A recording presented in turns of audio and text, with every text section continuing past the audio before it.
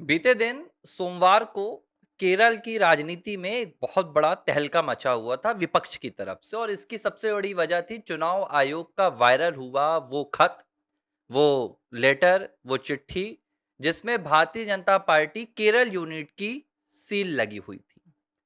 ये जो पूरा डॉक्यूमेंट था, ये जो पूरा दस्तावेज था, ये 2019 की चुनाव आयोग की एक गाइडलाइन पर था। जो चुनाव आयोग ने बताया था कि भाई जिनकी क्रिमिनल बैकग्राउंड है, क्रिमिनल रिकॉर्ड्स हैं, उन्हें लेकर चुनाव आयोग की क्या गाइडलाइन है। अब सवाल ये उठ गया कि भाई चुनाव आयोग का एक खत है, चुनाव आयोग का डॉक्यूमेंट है, उस डॉक्यूमेंट में भारतीय जनता पार्टी की सील क्यों लगी। एक तो ये गलती, ठीक है, एक ये सवाल। दूसरा सवाल था कि चुनाव आयोग के दफ्तर तक भाजपा की सील पहुंची कैसे, क्योंकि ये जो खत निकला था ये चुनाव आयोग की ओर से निकला था। पूरा विपक्ष इसे लेकर भाजपा चुनाव आयोग को घेरने लगा। सीपीआईएम, कांग्रेस, टीएमसी, अखिलेश यादव, तो सबने इसको कहा कि देखो भाई चुनाव आयोग और भारतीय जनता पार्टी का गेम चल रहा है। आखिरकार चुनाव आयोग ने इस पर संज्ञान लिया। 24 घंटे के अंदर संज्ञान आया चुनाव आयोग का। चुनाव आयोग ने स्पष्टीकरण देते हुए कहा कि देखो हुआ क्या है कि 2019 में भारतीय जनता पार्टी ने इन गाइडलाइंस पर एक क्लैरिफिकेशन मांगा था, और केरल भाजपा कार्यालय से हमारे पास एक लेटर पहुंचा था भाजपा का, तो उसमें भाजपा की सील लगी हुई थी, और हमारा कोई कर्मचारी था, कोई क्लर्क था, उसने गलती से भाजपा की सील लगा हुआ लेटर ही दूसरे राजनीतिक दलों को सेंड कर दिया।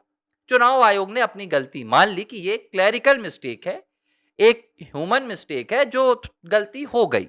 इसके लिए चुनाव आयोग ने कहा कि हम आपको स्पष्टीकरण दे रहे हैं। यहां तक भी बात ठीक थी, चलो चुनाव आयोग कह रहा है, सर्वे सर्वा होता है चुनाव आयोग, हमने मान लिया। वैसे तो गलती बहुत बड़ी है, चुनाव आयोग को ऐसी गलती नहीं करना चाहिए, लेकिन अब हो गई तो हो गई।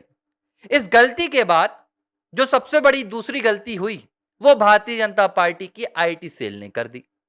भाजपा आईटी सेल के प्रमुख अमित मालवीय ने कर दी। और मुझे लगता है कि ऐसी गलतियां जो भाजपा के समर्थक हैं, जो प्रधानमंत्री मोदी के समर्थक हैं, उनका विश्वास तोड़ती हैं। कौन सी गलती? भाई जब चुनाव आयोग ने आकर स्वीकार कर लिया है कि ये उनकी मिस्टेक है, क्लैरिकल मिस्टेक है, इसके बाद अमित मालवीय एक ट्वीट लेकर पहुंच गए। अमित मालवीय अब चुनाव आयोग की गलती को छुपाने के लिए झूठ पर झूठ बोल रहे हैं। वो एक ट्वीट कर कह रहे हैं कि देखो भाई असली डॉक्यूमेंट ये है जिस पर कोई सील नहीं लगी हुई है बीजेपी की, और जो कांग्रेस और जो दूसरे विपक्षी दल डॉक्यूमेंट को वायरल कर रहे हैं वो फेक डॉक्यूमेंट है, ये एक फेक न्यूज है। ये कहकर अमित मालवीय कह रहे हैं कि देखो कांग्रेस कितनी फेक पार्टी है। कांग्रेस तो फेक पार्टी होगी, इसमें कोई दो राय नहीं है। सीपीआईएम उसको भी आप कह लीजिए, लेकिन आप क्यों फेक बन रहे हैं? जब जिस मामले पर चुनाव आयोग अपना दस्तावेज जारी कर चुका है, और ये कोई मीडिया बाइट नहीं है कि चुनाव आयोग ने आज ये कहा कल कुछ और कह देगा। बकायदा एक लेटर आया है चुनाव आयोग की तरफ से स्पष्टीकरण का, क्लैरिफिकेशन का, जिसमें चुनाव आयोग ने कहा कि देखो हमसे गलती हुई है, it is a clerical mistake, और हम पूरी तरह से निष्पक्ष हैं, आप लोग निष्फिक्र रहिए। तो आप इस पर अब अपना अलग से क्यों एक नया प्रोपोगेंडा सेट कर रहे हैं? हर वक्त आपको जरूरी नहीं है कि आप सामने आए और विपक्ष को जबरदस्ती घसीटें। और यह आईटी सेल का पहला मामला नहीं है, यूजीसी के मामले में भी यही हुआ, अभी तक हो रहा है। यूजीसी का जो मामला है उसको लेकर आईटी सेल ने किसकी खिलाफत की? अपने उन समर्थकों की खिलाफत कर दी जो भारतीय जनता पार्टी का पिछले 4 दशकों से लगातार समर्थन कर रहे हैं। जो राष्ट्रवादी है उनको विरोधी बता दिया गया, कहा गया कि भैया जो यूजीसी के खिलाफ बोलेगा वो देश विरोधी है। भाई यूजीसी एक नियम है, उस नियम से कुछ लोगों को लगता है कि भैया ये नियम नहीं होना चाहिए, ये राष्ट्रीय भावना के खिलाफ है, ये हिंदुत्व की भावना के खिलाफ है, तो उसका विरोध हो रहा था। अमित मालवीय की पूरी टीम अपने ही समर्थकों के खिलाफ थी, और ऐसी चीजें भाजपा को कमजोर करती हैं, ऐसी चीजें राष्ट्रवादी विचारधारा पर कहीं ना कहीं सेंधमारी करती हैं।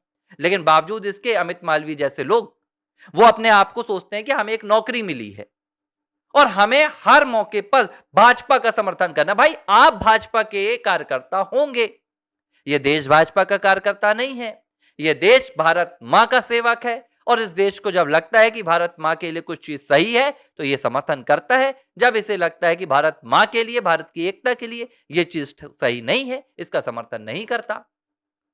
लेकिन इससे नुकसान क्या हो रहा है? इससे नुकसान प्रधानमंत्री नरेंद्र मोदी की छवि का हो रहा है।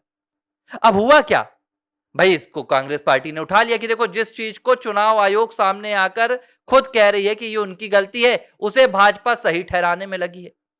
आपको स्पष्टीकरण देने की जरूरत क्या थी? चुनाव आयोग का मामला चुनाव आयोग समझता।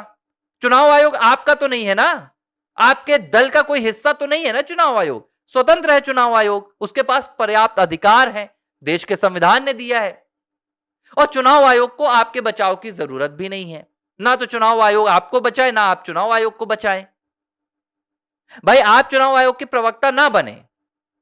वही गलती कर रही है अब आईटी सेल की टीम बीजेपी की। चुनाव आयोग के प्रवक्ता बनने का प्रयास किया जा रहा है। देखो, केरल में 9 अप्रैल को चुनाव होना है। जाहिर सी बात है कि एक एक छोटी छोटी गलती पर विपक्ष आप पर हावी होगा और आप विपक्ष पर हावी होंगे। लेकिन हावी होइए तथ्यों पर। कांग्रेस झूठा है, लेकिन कांग्रेस को झूठा साबित करने के लिए आप झूठा नहीं बन सकते। वरना राहुल गांधी और अमित मालवीय में फिर कोई फर्क नहीं है। राहुल गांधी भी तो यही कहते हैं, झूठ की कहानी बता देते हैं कि अमेरिका ने ऐसा कहा होगा, इंग्लैंड ने ऐसा कहा होगा। आप भी वही काम कर रहे हैं।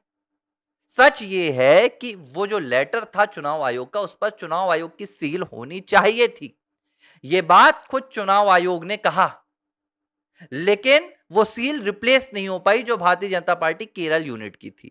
और वही सील लगा हुआ लेटर तमाम राजनीतिक दलों को चला गया। ये 19 की बात थी और वायरल अब हुआ है।